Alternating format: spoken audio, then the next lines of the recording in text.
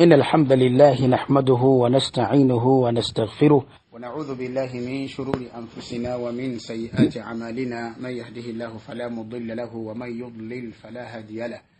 وأشهد أن لا إله إلا الله وحده لا شريك له وأشهد أن محمدا عبده ورسوله يا أيها الذين آمنوا اتقوا الله حق تقاته ولا تموتن إلا وأنتم مسلمون يا أيها الناس اتقوا ربكم الذي خلقكم من نفس واحدة وخلق منها زوجها وبث منهما رجالا كثيرا ونساء واتقوا الله الذي تساءلون به والأرحام إن الله كان عليكم رقيبا يا أيها الذين آمنوا اتقوا الله وقولوا قولا سديدا يصلح لكم أعمالكم ويغفر لكم ذنوبكم ومن يطع الله ورسوله فقد فاز فوزا عظيما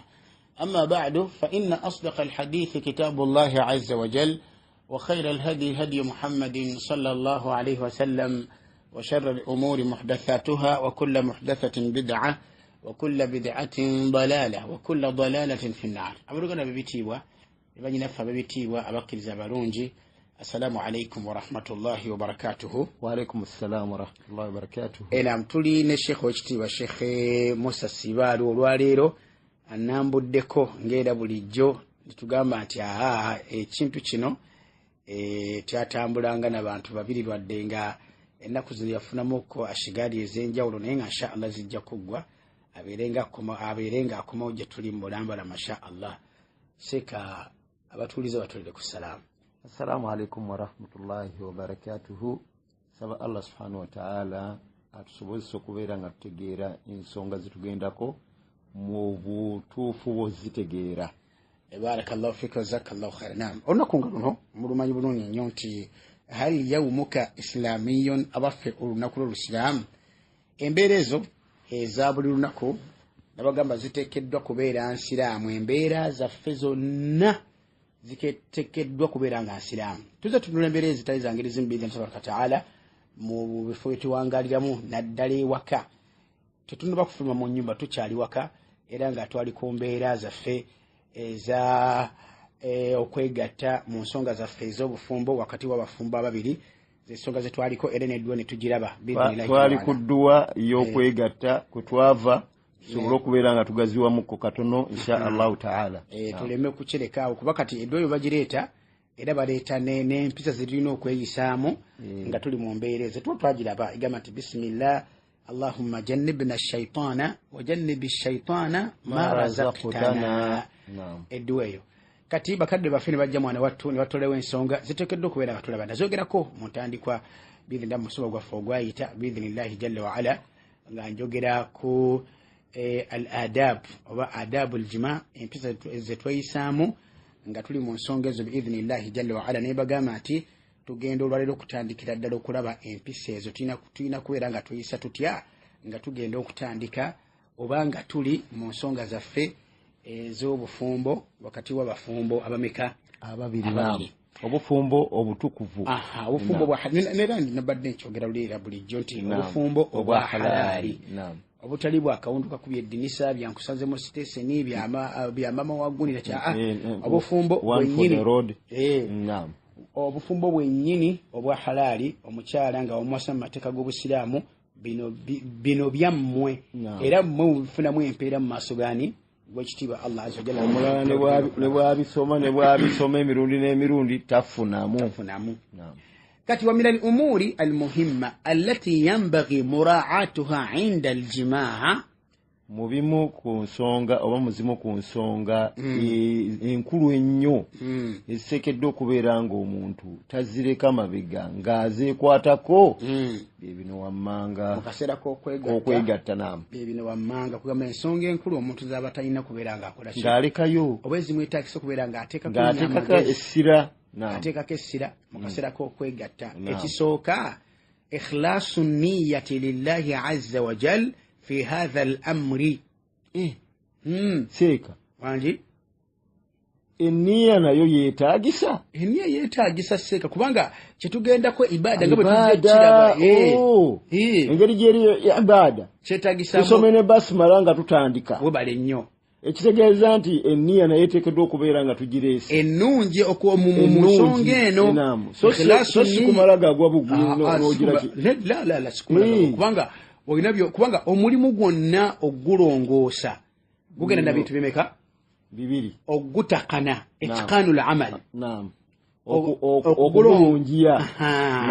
kutikata ngokola ikhlasan lillahi azza wa jal okula kulwa Allah tabaraka wa taala wattiba'an li rasulillahi sallallahu alayhi wasallam era ngokola ngombaka bwe yakola ki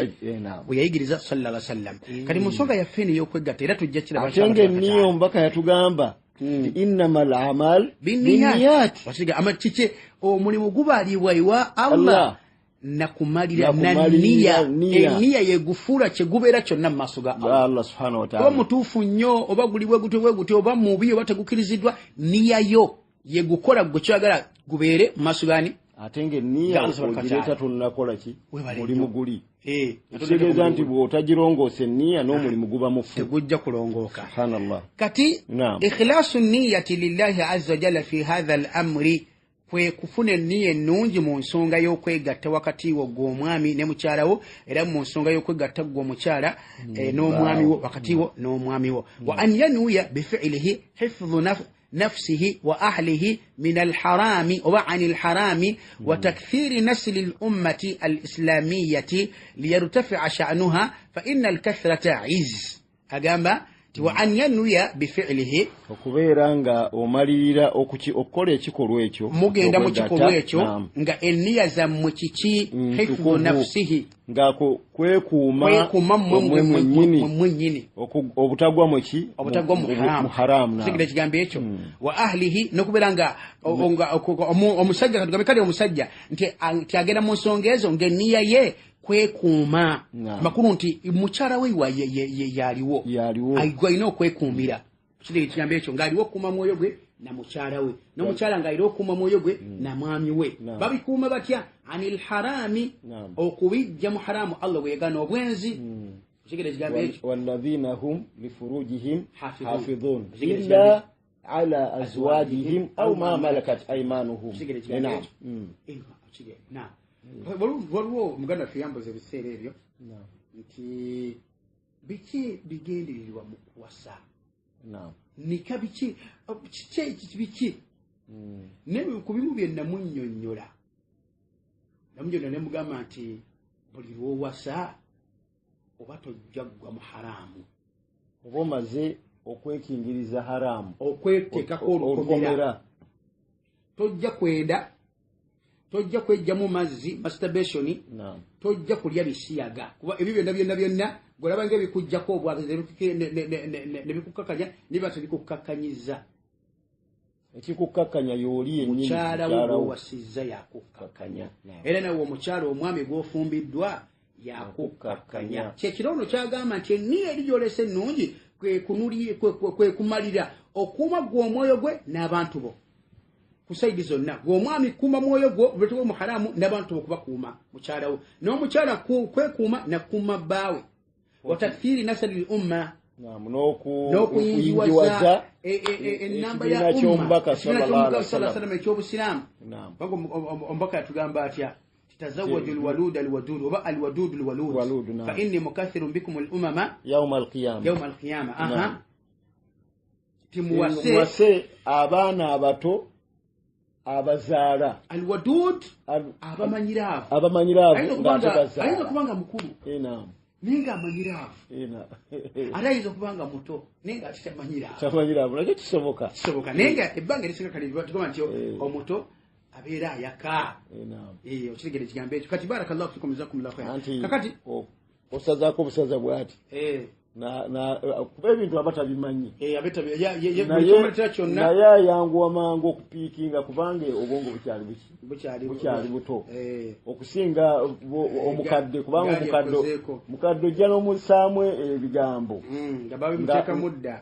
nga bipya naye okubitakana n'abitereeza bambi nga mujja kusimba akaggu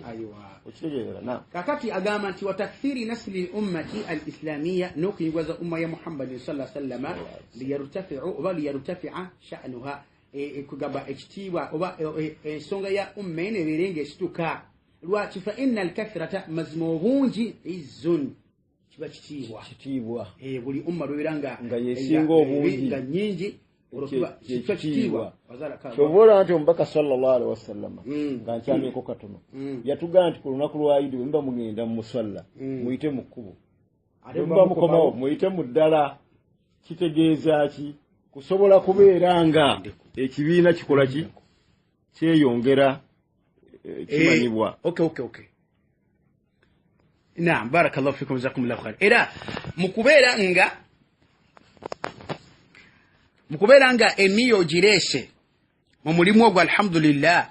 era nga ogoberera mu kwekuuma na kuuma bantu bo otagwa mu haramu na kubeera nga kuyinjiwaza umma ya Muhammadin sallallahu alaihi wasallam kulokuba nga obungi kitiibwa, waliya alama era manya munnange gwali mu nsonga ezo annahu ma'jurun ala amalihi hadha, mazima ddala omuntu ali mu nsonga ezo aweebwa empeera ku mulimu gwogwo. Osegedde ng'oggyeko bino ebyokubeera nti ogenda kusanyuka omubiri gutagulukuke osanyuke mu lino essanyu erisooka wano, kubanga lino essanyu lyo kweya asururul ajil okuli ajil okwamangu dakika 45 ssaawa we khalas n'osanyuka bone musanyuka. Ku muntu ensonga zitegera obulungi ayagala okubeera nga ensonga zitenda bulungi nnyo agguse ne mukyalo we nene amuggusa teekawawo essaawa nnamba ng'oggyeko zino eddakiika ezamudda abagwe tugenda okulaba ng'oziggyeko ezo kigere kigambo ekyo. Kati ng'oggyeko ebyo byonna ebyawano jjukira nti ofuna empeera mu maaso gaani ga Allah tabaraka. Era omuntu amanyi ali mu nsonga ezo, wange gwali mu nsonga ezo wenna, omukyalo olwo omwami ng'oli mu nsonga ezo, annaka ma'jurun wa annaki ma'juratun, omwami mufuna empeera ku mulimu gwammwe ogwo gumukola ki gumukola nga bino ebyokusanyuka n'ebyaki mubitadde ku bbali, naye empeera zammwe gye ziri mu maaso gaani ga Allah. Era buli mumugenda mu nsonga ezo bwe muti Allah ng'ateekawo mu bitabo byammwe nti mumusinzizza ibada. Anti hadithi ya Abi Dharr reja Sheikh jali sewana, hadithi ya Abi Dharr radiyallahu anhu anna Rasulullah sallallahu alaihi wasallam azwambako alayhi wasallam yagamati wa fi bud'i ahadikum sadaqatun wa fi bud'i ahadikum sadaqatun. Ekigambo al bud'u Sheikh nakiraba kokko mu qawamisi mabigeri nga kine emirundi kine makulu ga mirundi abiri. Al-bud'u kitegeeza kifo ky'omukyala kyennyini. Al-bud'u ekifo kye kyennyini kyekitiibwa ekyo kiyitibwa al-bud'u. Kati ate ne al-bud'u era kitegeeza emikolo egyo nga mugirimu action eyo gye mubeeramu eyo era bagita al-bud'u. Otegedde kali wa fi bud'i ahadikum sadaqa ay fi jima'ihi li ahlihi, omwami okwegatta ne mukyala we n'omukyala okwegatta n'omwami we sadaqatun, baba basaddaaka. Tegedde ekigambo ekyo obeera musaddaaka ssebo nga musaddaaka bino musaddaaka biri byonna bitumwagala bimalawo mu bisaddaaka mutambule mugende. Kitegeeza nti ebbanga ly'omala ng'omulimu ogulongoosezza bulungi n'ogulwamu era ebbanga lyobalwako nti musaddaasi kugamba yenjawulo wakati wono sindikanja oluyingira bwati nakola ki napasuka aba saddasi kaji bukiri bulobera ensonga zitambula bulungi ebbanga lyomala era lyomala ngosadda ebbanga lyomala ng'ofuna empeera ziri omuntu waddeyo 10 na waddeyo 10 tebafaanagana singa nniya zabe zibeera ntereevu ku Allah tabaraka mpozi nga 10 enniya ye badde yakweraga naye singa badde tedde bulungi nga bwe tukirabye nti nniya etereere olukumi ba munnayo tojja musanga ate nawe olukumi w'omutwalo ba tojja musanga naye omutwalo 10 ate kati bwe kiri owasindikanja ketajja kusanga mwana mulenzi atwala bazuka tajja musobola era tajja musanga kigere kigambo ekyo. Kati omubaka kyagamba nti wafibudhu ahadikum sadaqatun, n'omukyala oba omwami okwegatta ne mukyala we oba omukyala okwegatta ne mwami we babeera basaddaase. Basahaba ekigambo ekyo kyabakubawala era beewuunya ne bagamba nti ya Rasulallah owange omubaka ayati ahaduna shahwatahu wa yakunu lahu fiha ajrun. Omu muffe agenda amale egundi ekyetaago kye obwagazi bwe shahawa agimale obwagazi ate abeere nga afunyemu empeera. Allah omubaka n'agamba ki? N'agamba nti ara'aytum law wada'aha fil harami singa abakitadde mu haramu akana alayhi wizrun afune omusango kabaga mati naam afune kana baga mati fakadhalika idha wada'aha fil halali kana lahu ajrun abayina okufuna empeera hadith muslim wallahi obusiramu bulungi nnyo shekhe zinine buli kyokola kyonna ofunamu empeera nene tubyasomane newunya ngamba Allah nga mugagga era Allah nga atwagala olaba seka n'okulya obulya emmere ifunamu empeera nosomeddwa mbaka gye yayigiriza sallallahu alaihi wasallam alhamdulillahi alladhi at'amani hadha wa razaqanihi min ghairi hawlin minni wala quwwatin empeera Allah kusonyiwa amazambi wallahi agakulembera amatono agakusonyiwa oyambale bwambazirugo nosomeddwa Allah nakusonyiwa amazambi amatono agakulembera kati wuno mwegasi mu nsonga za mwezo mugendo musanyuka musanyuka mukubembe kuliza mwe temuli tambiri nako muli mumbe kuloza mmwe nulo kuba ngeri mugabana mpeera esonyi lyo kunsi mulifunye eryo kuteleza bibiri jammwe ne kukiyama mujje era subhanallah mberanga neri mweterekedde mujje kukiyama nti mwegata mu nsonga za mwezo empeera za mwe zizo seka kyovula abantu omukyala bwagaana afuna omusango n'omwami bwagaana yafuna omusango singa munna abakola ki ayagala wetaavu nga talina kimugalisiza kya sheria ekya sheria nga tekiriiwo wabula nga buganyi bwata afuna omusango ibada ate nannyini kujagala kugikola haki ye waali akugamba nti owaaye yalla nga gwogamba nti nsagala tokowako gwobifula bya buli lunaku ayagala wakulootya tinakula bwenti sibyagala ebyo sagala aninga twagamba ensonga zino musobola zibera mu buli lunaku kiva ku nteekateeka yammwe kyo kiwedde biidhinillah tabaraka wataala naam otegere ekigambo ekyo kakati nekirega bulungi nnyo barakallahu fikum jazakumullahu khairan nti ebyo bye birungi bya Allah tabaraka wataala wa hadha min fadlillahi alazim ala hadhihi al-umma al-mubaraka falhamdulillahi alladhi ja'alana minha ebyo birungi bya Allah azza wa jalla ebinene wekitiibwa Allah subhanahu wa ta'ala eri ummene yekitiibwa ekyomukisa ummatu muhammadiyya Allahu akbar al-ummatu al-maymuna al-ummatu al-mustafawiyya muhammadiyya ekibina kino ekyaki ekyombaka Muhammad sallallahu alaihi wasallam ati buli konnako okwatako munnange kubako mpeera njereere kati eyempisa yesookera ddala mu mpisa z'okwegatta kyokka nga te yempisa nyine ya ikhlasi gye tulina okukola mu buli mirimu gyaffe gyonna buli ntandikwa ya mirimu gyaffe gyonna tulina kuteeka nniya ekitegeeza ntoteekwa kugenda wali maama w'abaana ng'ogenze kweraga nze ndi wakabi si kweraga ogenda ng'ogenze kukola ya ibada nga eniya gy'otadde ofunamu obwakabi bwo bujja kwerokera eri naye ng'enniya yo yakusinza Allah azza wa jalla era akuwa makisi gy'oba olaga yakuwa makisi ne bw'onagenda nga weeraga n'okola ebitaliiyo era ojja kuba ogudde webale nnyo kati sooka okole enniya n'okusaba Allah azza wa jalla omale kumanye ebintu si byangu oyinza okuva eno nga weewagana kina n'ogenda n'ofeiringa n'otuuka wali nga tewali waaka n'ogamba yarabbu bannabadde kinti bulijjo si bwemba n'oza bulijjo si bwemba omanyi nabadde nina byendowooza naki ebyo nga byozzeemu amanja gano gandetedde obuso manyina kasajjako kamanja ssente ne tuyomba biki ebyo byoddamu naye nga ki wabutaleeta nniya bulungi nakusaba Allah azza wa jalla kubeera nga akuteera tawfiiki ne baraka mukyogenda okukola omanyi baraka kitegeeza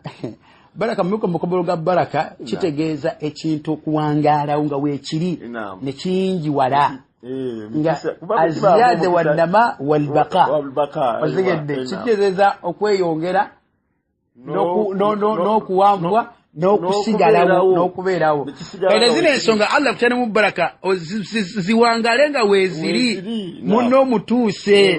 otegedde amanye nti ekintu otambudde bulungi alhamdulillah amanye nti awummudde waliwo okubeera nga okiruddemu nenga muno talina gyatuuse tena ate otuza tukabulira bimeka yoza tina kabira mu bufumbe myaka 15 no mukikolwa kyennyini oli ayinza okirwamu nenga talina kyakola navulungutala muvulunguta la hawla la quwwata illa billah saba Allah azza jalla dakiika ezo n'okusingawo tuzimalenga mu nsonga ezo nenga tulina kitukolawo kakati empisa eyokubiri barakallahu fikum jitinu kwisaamu nga tuli mu nsonga ezo an yuqaddima bayna yaday aljima' bil mulatafa wal mudaaba wal mulaaba wat takbil kwa kubeera nga akulembeza nga tannaba kwegatta nga tannaba kugenda mu nsonga zennyini nga mwana mulezi tannayingira ttano kwe kusoosa al mulatafa obukwate empole nnyo al-lutf min al-lutf okubeeranga omuntu mukwate empola nabagamba akaseera ko ke kasinga buli omu ekiseeri munne n'okusaasira n'okukwata empola n'okwegayirira n'okugamba sinalaba sheekhe embeera zizza muntu kusaasira munne nakubeera nga tyagala kantu konna kamukonako nga kiseera ekyo tekiriiwo olina kubeera nga munno oyogera nakawoowo webale nnyo okyusa ku ddoboozi lino eryokulagira lyoyogera ebyo biviirawo oli mu mbeera eno endala ey'okubeera ng'ofuga siri erikola sheekhe mu kisenge wali eddoboozi likyuka entunula ekyuka embeera zikyuka nga bw'okuba amanda kubanga omuntu akuba amanda taboggola kabeere pulezidenti kabeere kabaka kabeere mugagga ki bw'atuuka okukuba amanda eddoboozi alikyusa ogenda okulaba mwana watu oguloboozi gwe gunene kale nga bw'olaba eryange naye mu kiseera kiri ogenda okulaba nga ligize eki nga litoniye livudde mu beesi lifuuse soprano otya wayimbako gezaamu tulabe engeri gy'okubamu amanda mu ssomero kakati soprano obuloboozi bw'abakyalo obwo butonotono obwo bwe balina soprano fe abalenzi twayimbanga beesi mwayimbanga beesi mpozi olusi ng'osobola n'okuteekamu tena ate sitiiriyo studio byagunda no oteekamu ka studio katono okitegeera kakati kokubeera nga ensonga ezo nga tonnagitandika mwana mulenzi tannaba okulisiivinga mwana muwala oba mwana muwala tannaba kuwaniriza mwana mulenzi awo ebisooka enkwata eyo romancing almulatafu okukwata empola almudaaba walmulaaba okuzanyazanya okweza mwembi amakulu engeri gy'oleeta munno okubeera mu moods engeri gy'omutuusa mu mbeera eyagala eyeetaaga ensonga ezo kubanga oyinza okusanga munno nga mu butuufu w'omusangidde abadde si byaliko nga kale mu mbeera embeera si gyaliko kati embeera gwo zimuteekamu era olisobagamba kati nze seeka bwe mbeera nga nze siri mu mbeera kati nze nkole ntya asi gwo zeeteekamu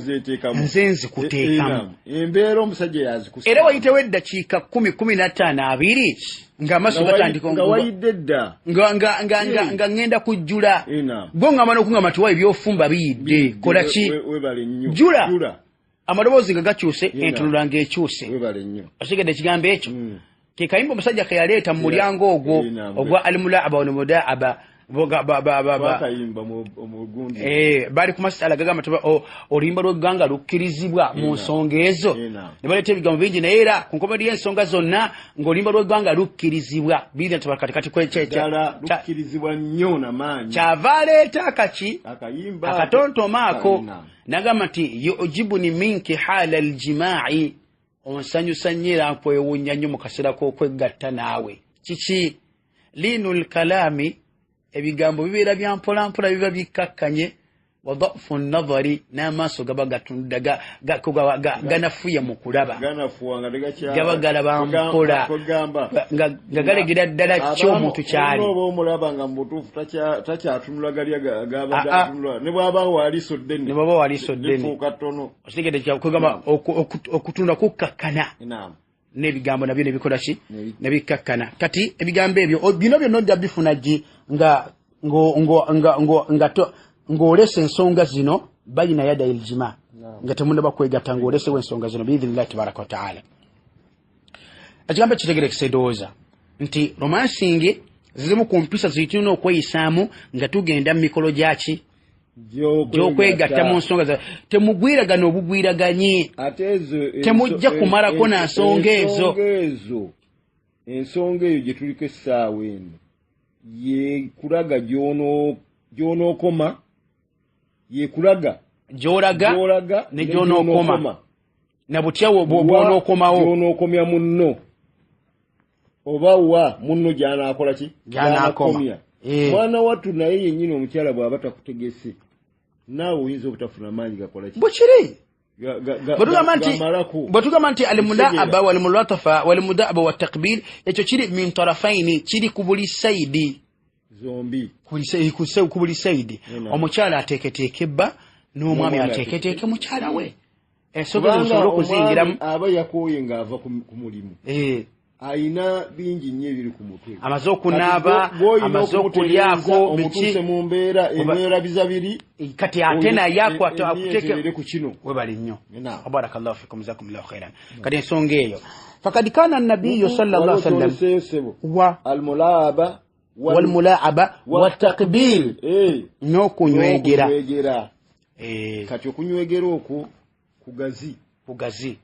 era ng'okkirizibwa okunywegera munno wonna oba oyagadde okuggyako ebifeera ebyaganibwa osobola byagaana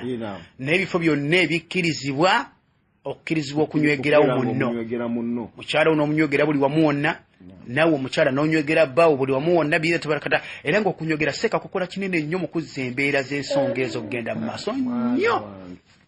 Emabega wali twalaga w'omuntu waateekeddwa ewatandikirwa ne tujja nga tulaga abasinga obungi bamanyi nti okunywegera mimwa nenga ebifo bingi onywegera buli wamu mu matu emabega w'ensingo ate emabega w'okutu wano awo waayitirira mu mugongo eno mu kifuba yabuuza nanga neeseeka mu matu nga gaba gakaawa anti baba tagalongoosa abatagalafuna buzibu buli lunaku gakaawa ki kati onywegera munno buli wamu wonna wooteekeddwa okubeera nga omunywegera biidhinillahi tabaraka wa taala. Era wajjawo n'amasala ti abaffe okunywegera mwana mulenzi n'okunywegera mwana muwala biramulwa bitya. Era ne tukomekkereza nga masala tugamba nti yajuuzu dhalik kikkirizibwa olw'okubeera nti wali bujulizi bukigaana biidhinillahi tabaraka taala ti omuddu wa ddembe okunywegera ku mwana mulenzi era omuntu wa ddembe okunywegera ku mwana muwala biidhinillahi tabaraka wa taala. wa barakallahu fiikum wa jazakumullahu khairan. Fakad kana nabiyyu sallallahu alaihi wasallam yulaibu ahlahu omubaka sallallahu alaihi wasallam yalinga azannyazannya nnyo n'abantu be wayuqabbiluha era nga abanywegera. Anti yatuyigiriza era ensonga zino sallallahu alaihi wasallam yali kabaka muzo alaihi salatu wassalam. Wali yali amusinze tewali atolooza ewaani ani ate era teri ali musinga ate ani